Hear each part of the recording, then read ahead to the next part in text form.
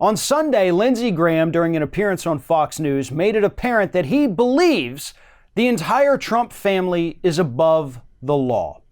Lindsey Graham told us on Sunday that if he were Donald Trump Jr.'s lawyer, he would just tell him to ignore the subpoena that we all found out about last week that the Senate Intelligence Committee, led by Republican Richard Burr, issued for him to come back and basically retestify, because it's pretty obvious that he lied to the Senate last time he was there. But Lindsey Graham is okay with that. Lindsey Graham thinks that Donald Trump Jr. should just ignore a subpoena, which you legally can't do without, punishment. But he says to hell with it. Trump Jr. did nothing wrong, and even if he did, I don't want to know about it. Get on with your life, Donnie Jr. In fact, here is the exact quote from Lindsey Graham. If I were Donald Trump Jr.'s lawyer, I would tell him, you don't need to go back into this environment anymore. You've been there for hours and hours, and nothing being alleged here changes the outcome of the Mueller investigation. I would call it a day.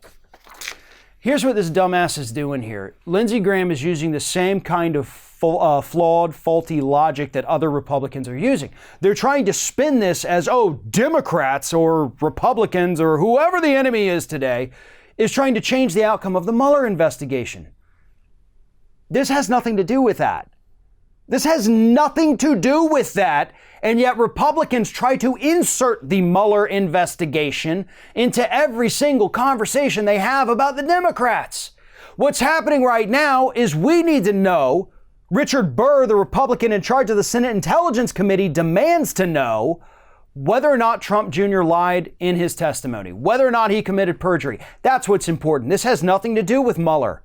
This has everything to do with whether or not this man, Donald Trump Jr., lied under oath. Two separate issues, Lindsey. I know your tiny little brain is incapable of separating things into two different categories, because God forbid you think about two things at once. But other human beings do have that ability, and that's what they're trying to do here. Michael Cohen specifically said during his House testimony a few months ago that he had been updating Donald Trump Jr. and Ivanka Trump at least 10 different times about Trump Tower Moscow. In 2017, when Donald Trump Jr. came and testified in the Senate, he said he knew very little, pretty much nothing at all, about Trump Tower Moscow. He wasn't in the loop. Nobody told him anything. That's a lie, as long as what Michael Cohen said is the truth. If what Michael Cohen said is a lie, then what Trump Jr. said might be the truth. The point is, the Senate wants to get the answer on that.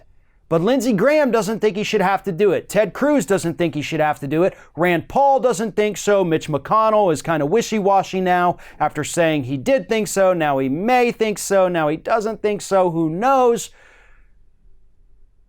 Marco Rubio says, maybe it's okay if he testifies. I don't know. I don't want to have an opinion because I don't want to piss anybody off. The bottom line is this. The guy was subpoenaed. You have to respond or risk being held in contempt, which they can do.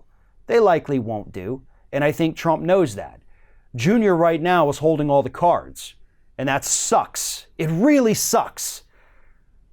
But his other option is to show up, lie again, or provide evidence that Michael Cohen lied and Jr. told the truth, or simply plead the Fifth Amendment, which is really probably going to be just as bad as admitting that he lied, because if he goes in there and pleads the Fifth, everybody in this country is already going to go ahead and assume that, okay, then yeah, he lied. He just doesn't want to admit to it. There should be no good outcome of this for Donald Trump Jr., but unfortunately, with the way Republicans like Lindsey Graham are behaving, Trump Jr. is likely to walk away from this unscathed, even if he chooses to ignore that subpoena. And that's what's so depressing about the Republican Party and their complete disregard for the rule of law today. Thanks for watching, everybody. And don't forget, if you like what you see here, like, comment, share, and subscribe to our channel. And now you can also become a member of Ring of Fire and get exclusive early access to certain Ring of Fire videos all throughout the week. Just click on the little join button right below the video.